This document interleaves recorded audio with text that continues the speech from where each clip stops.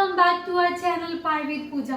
इस वीडियो में हम डिस्कस करने वाले हैं Maharashtra state board class 10th algebra practice set 2.6। Sixth question करने से पहले हम एक कॉन्सेप्ट को क्लियर करना चाहेंगे बिकॉज ये कॉन्सेप्ट उसी पे बेस्ड है। ठीक है, ये कॉन्सेप्ट अगर आपको समझ गया तो आप सिक्स्थ क्वेश्चन अच्छे से सॉल्व कर सकते हैं। ठीक है, सो आइए देखते हैं क्या है concept. Problems on boats and streams. इसका मतलब क्या? स्ट्रीम का, बोट का मतलब तो आपको पता है। स्ट्रीम का मतलब क्या? कोई भी हमारा रिवर होगा, ओशियन होगा, ठीक है, वहाँ पर अगर बोट ट्रैवल कर रही है तो दो कंडीशन आती है। ठीक है, डाउन स्ट्रीम, अप स्ट्रीम। अब ये कॉन्सेप्ट क्या है हम समझेंगे। ठीक है, आप देख सकते हैं दो डायग्राम मैंने बना रखे, पिक्चर बना रखे। यहाँ पर आप देख सकते हैं कि यहाँ पर ये रिवर फ्लो हो रहा है। ठीक है, यहाँ पर भी रिवर फ्लो हो रहा है, दोनों। तो स्लोप आप देख सकते हैं इंक्लाइन है, राइट। यहाँ पर आप देख सकते हैं कि बोट ट्रैवल कर रहा है, मैंने डायरेक्शन दे रखा है। ये बोट का डायरेक्शन मीन्स बोट ऐसे ट्रैवल कर रही है। ठीक है, और रिवर का फ्लो भी, वाटर करंट मीन्स वही रिवर का फ्लो होना। ठीक है, रिवर भी ऐसे ही फ्लो हो रही है। ठीक है, अगर मान लीजिए यही डायरेक्शन में बोट भी ट्रैवल कर रही है, यही डायरेक्शन में रिवर भी ट्रैवल कर रही है, तो इसका मतलब कि यहाँ से रिवर क्या, रिवर का फ्लो फोर्स करेगा, राइट, पुश करेगा बोट को, तो स्पीड ऑब्वियसली बढ़ जाएगी। तो ऐसे कंडीशन में क्या होगा, हमारा प्लस हो जाएगा, स्पीड बढ़ जाएगी, राइट। क्या प्लस होगा क्या माइनस होगा, आइए देखते हैं। सपोज स्पीड ऑफ बोट क्या है, x। मान लीजिए स्पीड ऑफ बोट क्या है, x मान लीजिए, और स्पीड ऑफ रिवर फ्लो क्या है, y है। अगर दोनों सेम डायरेक्शन में जा रहे हैं तो क्या होगा, ऐड होगा, स्पीड इसका बढ़ जाएगा बोट का। ठीक है, स्पीड इन डाउन स्ट्रीम क्या हो जाएगा, x प्लस वाई हो जाएगा, किलोमीटर पर आवर। अगर मीटर पर सेकेंड लिखा है तो वो हो जाएगा, और यहाँ पर किलोमीटर दे रखा है तो किलोमीटर पर आवर। ठीक है, सो यहाँ पर ये कंडीशन किसका है, डाउन स्ट्रीम। अब डाउन स्ट्रीम का मतलब क्या है, डाउन स्ट्रीम का मतलब कि जब भी कोई भी बॉडी, जैसे यहाँ पर बॉडी क्या है, बोट है, राइट, तो बोट किसके डायरेक्शन में जा रहा है, रिवर के फ्लो के डायरेक्शन में जा रहा है, तो इसका मतलब डाउन स्ट्रीम होता है। ठीक है, नाउ अप स्ट्रीम उसका अपोजिट हो जाता है, जहाँ पर रिवर का फ्लो अगेंस्ट में होता है, किसके, बोट के डायरेक्शन में। यहाँ पर देख सकते हैं कि direction of boat means boat ऊपर जाना चाह रहा है और रिवर का फ्लो नीचे की तरफ है, तो दोनों डायरेक्शन अपोजिट है। तो क्या होगा, यहाँ पर रेजिस्ट करेगा रिवर, है ना, रिवर का फ्लो रेजिस्ट करेगा किसको, बोट के स्पीड को रेजिस्ट करेगा, राइट। तो क्या होगा, ऑब्वियसली स्पीड क्या होगा, डिक्रीज हो जाएगा बोट का, तो यहाँ पर माइनस हो जाएगा।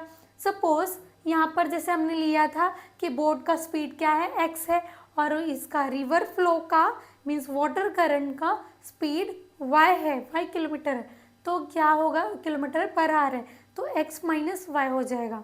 ठीक है, मान लीजिए एक एग्जांपल लेते हैं यहाँ पर कि सपोज बोट का स्पीड है 6 किलोमीटर पर आवर और रिवर का फ्लो है 3 किलोमीटर पर आवर, तो क्या होगा, ये इसका स्पीड इंक्रीज हो जाएगा, किसका, बोट का, तो ये 9 हो जाएगा, 9 किलोमीटर पर आवर हो जाएगा। बट यही अगर वैल्यूज हम इधर करते हैं तो 6 माइनस 3 हो जाएगा, जो कि 3 आ जाएगा। तो स्पीड हमारा यहाँ पर इंक्रीज हो रहा है, यहाँ पर डिक्रीज हो रहा है। ठीक है, इससे समझ में आया होगा। और डेली लाइफ में आप एक एग्जांपल और ले सकते हैं, जैसे कि जिस डायरेक्शन में हवा चलती है उस डायरेक्शन में जाना इतना आसान हो जाता है, राइट। लेकिन अगर विंड इस तरफ से आगे से चल रही है और हम इस डायरेक्शन में अपोजिट में जाना चाहेंगे तो हमारा क्या, विंड क्या करेगा, हमको रेजिस्ट करेगा, हमारा स्पीड क्या हो जाएगा, स्लो हो जाएगा। करेक्ट, यही कॉन्सेप्ट हम सिक्स्थ क्वेश्चन में लगाने वाले हैं। ठीक है, आई होप आपको ये अच्छे से समझा होगा, what is down stream, what is up stream. ठीक है, और यहाँ पर एक फॉर्मूला भी आपको पता होना चाहिए, speed equals to distance upon time. तो यहाँ पर हमें स्पीड दे रखा होगा, डिस्टेंस दे रखा होगा, आपको टाइम भी पूछ सकता है, कुछ भी पूछ सकता है। ठीक है, seventh question, Prateek takes 8 hours to travel 36 kilometer downstream and return to the same spot the speed of boat in still water is 12 kilometre per our, find the speed of water current. चलिए discuss करते हैं ये question को कैसे solve करना है। हमें सबसे पहले हमें इधर पूछा क्या है, हमें पूछा है कि रिवर फ्लो हो रहा है तो किस स्पीड से, मीन्स वाटर करंट लिखा है, राइट। वाटर करंट लिखा है, इसका मतलब कंफ्यूज नहीं होना, आप कंफ्यूज नहीं होना, इसका मतलब यही है कि रिवर का फ्लो का स्पीड कितना है, रिवर किस स्पीड से फ्लो हो रहा है, ठीक है, वही फाइंड करना है। तो हमने क्या ले लिया यहाँ पर, let the speed of water current भी x किलोमीटर पर आवर लिया है, ठीक है, कंफ्यूज नहीं होना है। तो समझो कि वाटर किस स्पीड से फ्लो हो रहा है, x किलोमीटर पर आवर से फ्लो हो रहा है, ठीक है। नाउ यहाँ पर एक कंडीशन दे रखी है कि डाउनस्ट्रीम अपस्ट्रीम को दोनों को मिला के टाइम कितना ले रहा है प्रतीक, 8 आवर्स ले रहा है, टोटल 8 आवर्स ले रहा है, ठीक है। सो यहाँ पर देखो दो कंडीशन मैंने ड्रॉ कर रखी है, डाउनस्ट्रीम के लिए और अपस्ट्रीम के लिए डायग्राम बना रखा है। तो डाउनस्ट्रीम में क्या होता था, बोट का डायरेक्शन और रिवर फ्लो का डायरेक्शन सेम डायरेक्शन होता था, मीन्स बोट भी यही डायरेक्शन में, वाटर भी यही डायरेक्शन में फ्लो हो रहा है। सो दोनों का डायरेक्शन सेम है। उसने डिस्टेंस कितना कवर किया है, टोटल डिस्टेंस डाउनस्ट्रीम में 36 किलोमीटर, ठीक है। अब यहाँ पर अपस्ट्रीम में देखते हैं। अपस्ट्रीम में आपको पता है कि डायरेक्शन ऑफ बोट और रिवर फ्लो का अगेंस्ट होता है, मतलब अपोजिट में होता है, ठीक है। ये डायरेक्शन में बोट ट्रेवल कर रही है, ये डायरेक्शन में रिवर फ्लो हो रहा है, ठीक है। सो यहाँ पर भी वो टोटल डिस्टेंस कितना 36 किलोमीटर ले रहा है। तो 36 किलोमीटर जाना और आना भी, रिटर्न भी 36 किलोमीटर है, ठीक है, ये डिस्टेंस दे रखा है। तो डायग्राम मैंने ये बना रखा है। नाउ यहाँ पर एक कंडीशन दे रखा है जो कि मैंने आपको बताया कि टोटल टाइम कितना लग रहा है, 8 आवर्स लग रहा है, ऐसे जाना ऐसे आना 8 आवर्स लग रहा है, ठीक है। सो यहाँ पर अभी आपको ये मैंने क्या पुट किया है, आपको पता है स्पीड का फॉर्मूला डिस्टेंस अपॉन टाइम होता है, राइट। यहाँ पर हम देख लेते हैं कि डिस्टेंस हमें दे रखा है 36 किलोमीटर, ठीक है। अपस्ट्रीम के लिए भी 36 किलोमीटर और डाउनस्ट्रीम के लिए भी 36 किलोमीटर। हमें पता है ये formula, speed equals to distance upon time होता है। D means distance, T means time. तो हमें यहाँ पर टाइम दे रखा है, ठीक है, ये कंडीशन। तो हमें टाइम की वैल्यू चाहिए, तो यहाँ पर हम रीअरेंज करेंगे, T equals to distance upon speed हो जाएगा, करेक्ट। नाउ डिस्टेंस क्या है, 36 डाउनस्ट्रीम, ये अपस्ट्रीम के बात कर रही हूँ, राइट। तो ये वाला डायग्राम 36 हो जाएगा और स्पीड ऑफ क्या बोलेंगे यहाँ पर, speed of boat in upstream condition में 12 माइनस एक्स हो जाएगा, ठीक है। सो मैंने ये क्या किया, टाइम का वैल्यू निकाला, यहाँ पर पुट कर दिया। फिर वैसे ही डाउनस्ट्रीम के लिए करना है, speed upon distance upon speed है, यहाँ पर डाउनस्ट्रीम में प्लस होता है, राइट। तो यहाँ पर हमने लिख रखा है, यहाँ पर स्पीड ऑफ बोट डाउनस्ट्रीम में कितना होता है, 12 plus x kilometre per our. यहाँ पर दोनों वैल्यूज पुट कर दिया है, इक्वल टू 8 आवर्स ये कंडीशन में दे रखा है, राइट। तो यहाँ पर 36 कॉमन निकाल लिया है, ठीक है। यहाँ पर कुछ नहीं बचा तो 1 बच रहा है, ठीक है। सो 36 कॉमन लेंगे तो 36 1 सा 36, तो हमने 1 लिख दिया यहाँ पर और एज इट इज लिख दिया यहाँ पर।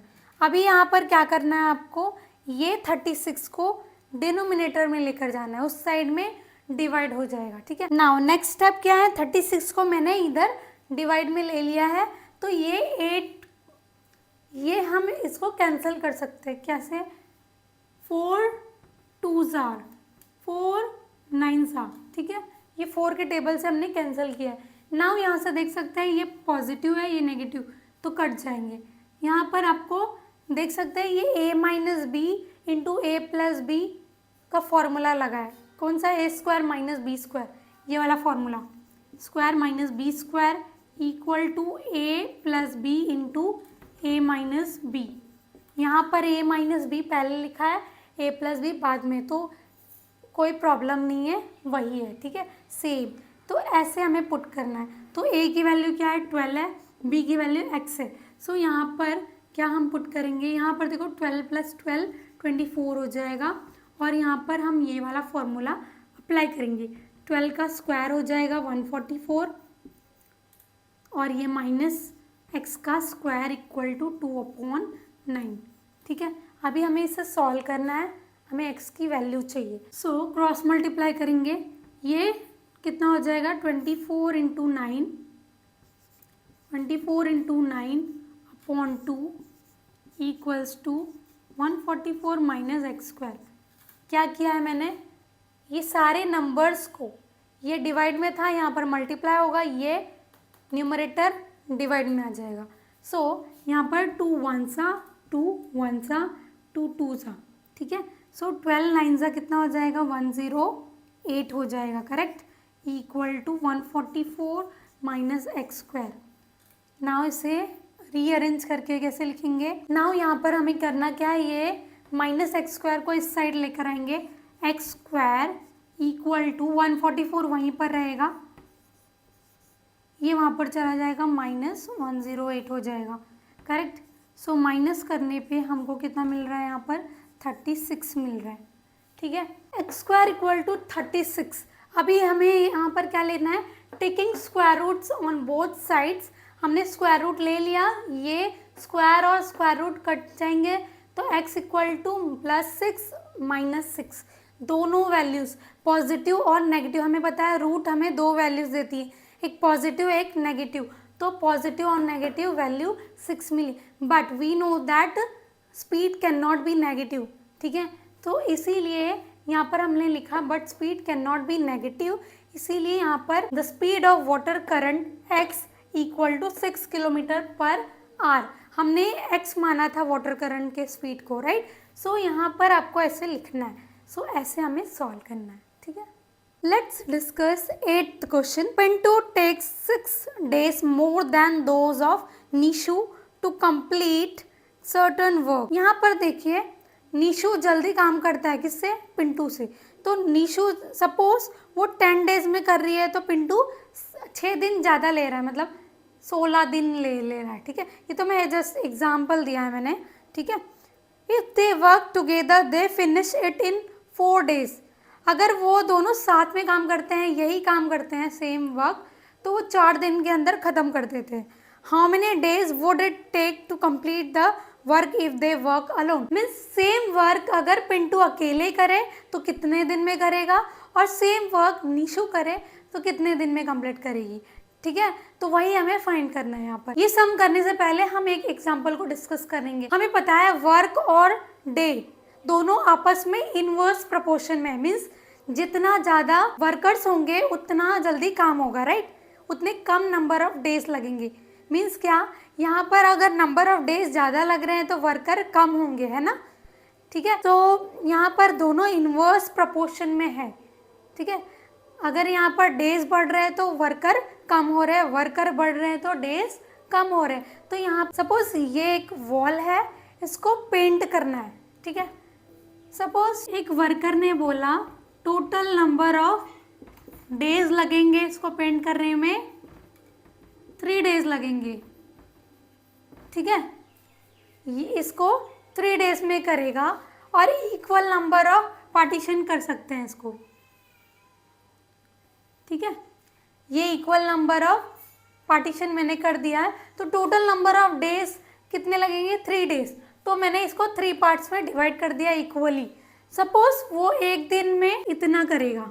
ठीक है, तो यहाँ पर अगर हमें फाइंड करना हो वर्क डन इन 1 day, आप क्या करेंगे, वर्क डन इन 1 day कैसे फाइंड करेंगे, ये फ्रैक्शन तो आपको आता ही होगा, राइट। ये कितने टोटल नंबर ऑफ पार्ट्स कितने इक्वल पार्ट्स है, राइट, तो ये 3 पार्ट्स है। टोटल नंबर ऑफ पार्ट्स कितने हैं 3 है, तो हम एक भाग ले रहे हैं इसका, तो 1/3 हो जाएगा, राइट। तो सारे 1/3 हो जाएंगे, करेक्ट। ये फ्रैक्शन का कॉन्सेप्ट है। ठीक है, तो मैं एक भाग ले रही हूँ, है ना, तो इसको 1/3 लिखेंगे। So total number of days कितने थे 3 days में वो कंप्लीट करेगा, तो हर एक दिन वो वर्क डन कितना करता है 1/3 करता है। सेकेंड डे में वो 1/3 फिर से करेगा, थर्ड डे पे ये करेगा 1/3 प्लस 1/3 प्लस 1/3 को ऐड कर देंगे तो ये पूरा होल वॉल निकल जाएगा, ठीक है। सो यहाँ पर इसके लिए एक फॉर्मूला है फाइंड करने के लिए, अगर आपको समझा नहीं, work done in 1 day equal to 1 total number of days, ठीक है। यहाँ पर टोटल नंबर ऑफ डेज 3 है, इसीलिए मैंने यहाँ पर 3 लिखा है। अगर टोटल नंबर ऑफ डेज 4 होता तो यहाँ पर मैं 4 लिखती और इसका 4 इक्वल पार्ट होता। समझा? आई होप ये आपको समझा होगा। आइए डिस्कस करते हैं 8th क्वेश्चन को कैसे सॉल्व करना है। सी, हमें पता है निशु जल्दी काम करती है पिंटू से, राइट। तो हमने क्या किया, let Nishu takes x days to complete the work. वो कितने दिन में काम कर रही है, x डेज ले रही है, ठीक है। हमें x नहीं पता। सो पिंटू क्या कर रहा है, 6 दिन ज़्यादा ले रहा है। किससे? निशु से ज़्यादा ले रहा है, 6 दिन ज़्यादा ले रहा है। तो क्या होगा, प्लस हो जाएगा। तो x + 6 डेज। अगर वो कम लिखा होता कि पिंटू कम दिन ले रहा है, 6 दिन कम ले रहा है, किससे, निशु से, तो यहाँ पर माइनस कर देते। यहाँ पर ज़्यादा आएगा तो मोर आएगा तो प्लस करेंगे, ठीक है। इतना समझा आपको। नाउ मैंने जो कॉन्सेप्ट आपको अभी इससे पहले एक्सप्लेन किया वो इसके लिए एक्सप्लेन किया था कि work done by Nishu in 1 day. अगर वो कितने दिन में काम कर रही है, x डेज में, तो एक दिन का निकालूंगी तो 1 total number of days. Total number of days हमने x माना है ना, तो इसीलिए 1/x, ठीक है। एक दिन में इतना काम कर रही है, 1/x। Now work done by Pintu in 1 day, x + 6 days में वो काम कर रहा है तो 1/x + 6 डेज में वो काम खत्म करेगा, है ना। Total work done by both in 1 day. अगर एक दिन में दोनों का वर्क काउंट किया जाए तो 1/x + 1/x + 6 होगा, करेक्ट। नाउ ऑल्सो ये क्वेश्चन में दे रखा है कि together they complete the work in 4 days. अगर दोनों साथ में काम करते हैं तो वो 4 दिन के अंदर खत्म कर देते हैं। तो हमें पता है तो total work done by both in 1 day, दोनों एक साथ काम करते हैं तो वो 4 दिन में खत्म करते हैं। तो एक दिन में वो कितना काम करते हैं, 1/4। समझा? नाउ यहाँ पर हमको ये मिल गया है, ठीक है। हमने इक्वेट करके कंडीशन को यूज़ करके ये एक्सप्रेशन लिख दिया है। नाउ यहाँ पर आपको क्या करना है, क्रॉस मल्टीप्लाई करना है। आपको यहाँ पर क्वाड्रेटिक इक्वेशन फॉर्म करना है। सो यहाँ पर आप क्रॉस मल्टीप्लाई करोगे तो x + 6 × 1, x + 6, ठीक है, प्लस x इंटू दिस 1, है ना, upon x into this x + 6 equal to 1/4, correct. Now आप क्या करेंगे, x + x कितना हो जाएगा, 2x + 6 और ये x² हो जाएगा प्लस 6x हो जाएगा, ठीक है, इक्वल टू 1/4। यहाँ पर ध्यान देना कि x + x 2x होता है, ठीक है, x² नहीं होगा, वो मल्टीप्लिकेशन में होता है वैसे। तो यहाँ पर आप देखेंगे इसे क्रॉस मल्टीप्लाई से करेंगे, 4 × 2x + 6 इक्वल टू ये यहाँ पर जाएगा x² + 6x, ठीक है। नाउ इसे ओपन कर लेंगे, 4 2s are 8 plus 24, 4 6 are 24, x² + 6x। अभी तक क्वाड्रेटिक इक्वेशन स्टैंडर्ड फॉर्म में नहीं आया, तो हम क्या करेंगे, x² + 6x ऐसे ही रखेंगे, ठीक है। नाउ ये वहाँ पर लेकर जाएंगे, -8x हो जाएगा और -24 इक्वल टू 0, ठीक है, कुछ भी नहीं बचा इस साइड इसीलिए 0, ठीक है। नाउ यहाँ पर 6x - 8x, हमेशा याद रखें कि बड़े नंबर वाला साइन आपको लेना है और ये यहाँ पर पॉजिटिव यहाँ पर नेगेटिव दोनों साइन क्या है, डिफरेंट है, तो यहाँ पर -2 आएगा, सब्ट्रैक्ट करेंगे, डिफरेंट आएगा तो सब्ट्रैक्शन होगा। सो यहाँ पर x² - 2x - 24 equal to 0। Now you can see here कि ये क्वाड्रेटिक इक्वेशन स्टैंडर्ड फॉर्म में आ चुका है। अब हम फैक्टराइजेशन मेथड का अप्लाई करके x के वैल्यूज निकालेंगे, ठीक है। सो यहाँ पर स्प्लिट करेंगे, फैक्टराइजेशन मेथड कैसे करते हैं, स्प्लिट करेंगे, फैक्टर्स निकालेंगे।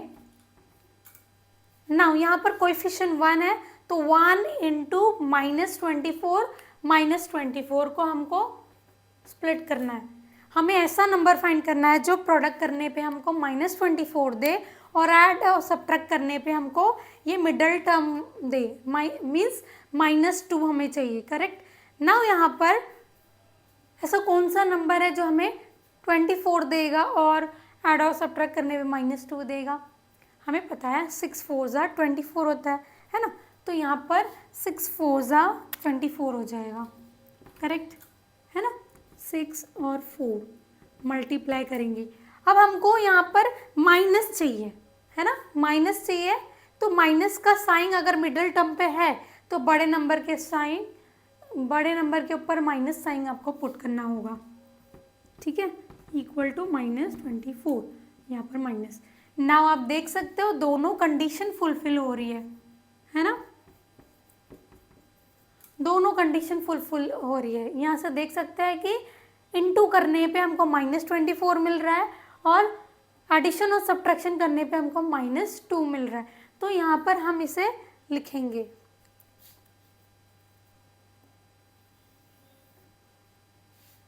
therefore x square -6x plus 4x -24 equal to 0। -2x के जगह पे हमने क्या लिखा है, ये लिखा है, ठीक है, वेरिएबल के साथ। नाउ हमें कॉमन लेना है, x कॉमन लेंगे क्योंकि दोनों में है, x बचेगा और 6, ठीक है, प्लस 4 को कॉमन लेंगे, x माइनस क्या मल्टीप्लाई करूँ 4 से, जो 24 आए, हमें पता है 4 6 24 होता है, इक्वल टू 0। ना देख सकते हैं दोनों ब्रैकेट सेम है तो हमारा राइट है। एक बार लिखेंगे x plus x minus 6 into x plus 4 equal to 0, correct. Now equate करेंगे x माइनस 6 इक्वल टू 0 और x प्लस 4 इक्वल टू 0, ठीक है। नाउ ये -6 उधर जाएगा, प्लस हो जाएगा और x ये +4 है, वहाँ पर जाएगा माइनस हो जाएगा, ठीक है। So x equal to 6, x equal to -4 आ रहा है। But we know that number of days can not be negative, है ना, नेगेटिव नहीं हो सकता, राइट। तो इसीलिए यहाँ पर हम लिखेंगे but number of days can not be negative. यहाँ पर मैंने डेज क्यों लिखा, बिकॉज हमें पता है कि x को हमने डेज माना है, इसीलिए हमने नंबर ऑफ डेज लिखा है, ठीक है, इसके अकॉर्डिंग चेंज होता है। नाउ यहाँ पर हम कौन सी वैल्यू लेंगे, ये वाली वैल्यू लेंगे, ये वाली नहीं लेंगे। So therefore x equal to 6 होगा, ठीक है। और यहाँ पर स्टेटमेंट में हमको लिखना है कि x को हमने क्या माना था कि सपोज निशु x डेज में वो वर्क कर रहा है, कंप्लीट कर रहा है, तो यहाँ पर हम लिखेंगे कि therefore Nishu will take 6 days, ठीक है। ये निशु का हुआ। अभी हमें क्या फाइंड करना है, पिंटू का भी फाइंड करना है। पिंटू का हमने क्या लिया था x प्लस 6, क्योंकि वो 6 दिन ज़्यादा लेता है ना, तो यहाँ पर आपको दिखाना है, यहाँ पर x plus 6 equal to find करना है, x की वैल्यू 6 है, प्लस 6 इक्वल टू 12 डेज हो जाएंगे, है ना। सो यहाँ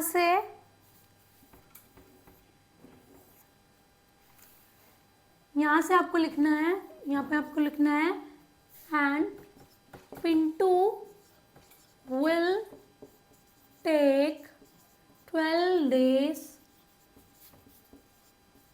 to complete the work. If they alone. Nishu will take 6 days and Pintu will take 12 days to complete the work if they will work alone. ठीक है,